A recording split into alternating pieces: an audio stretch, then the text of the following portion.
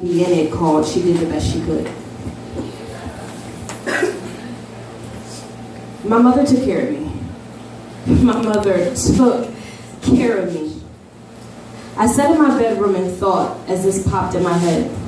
Whether one was in a convincing state or reflection is uncertain, but she did the best she could. Never did I go without the necessary survival needs, full belly, clothes, etc. This chocolate silhouette of a grown woman was that representation that would set me for the rest of my life, too. She had my back and I hers. Lacking testosterone, still couldn't completely fill me. There was always that curiosity that drove me wild. She tried her best even to bring it back together again.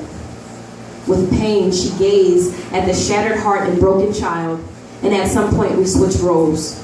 I mother and she daughter. I would nurture and protect, I would take charge.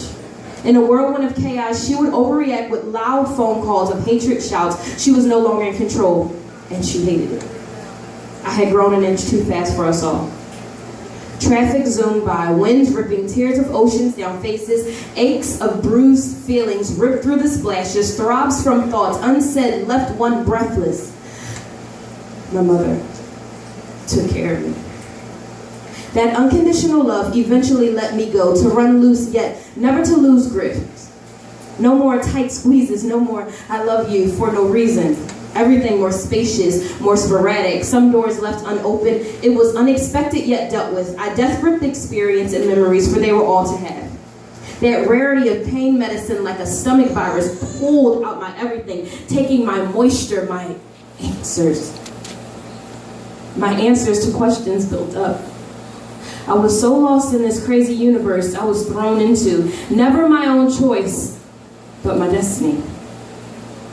A role far too unusual, one never spoke, never taken, just thought, planned. And although my creator knew its outcome, I had no idea in which capacity it would take me. I reached far and wide and still no one could compare. Only experience would dare me to answer the questions bottled up like fresh soda pop shaken, ready to burst with oozing bubbles of aspiration all over these hands. These brown sugar hands dripped in reality like onions unfolded, layers portrayed, new levels reached, blossoming like fresh flowers in Aprils. She chose her path. Each step taken on urge, on wants and needs that would lay the staircase of her journey, born to mother me in the future, a part of her destiny. And I was to take mine in deep breaths after asthma attacks. I was tough sometimes.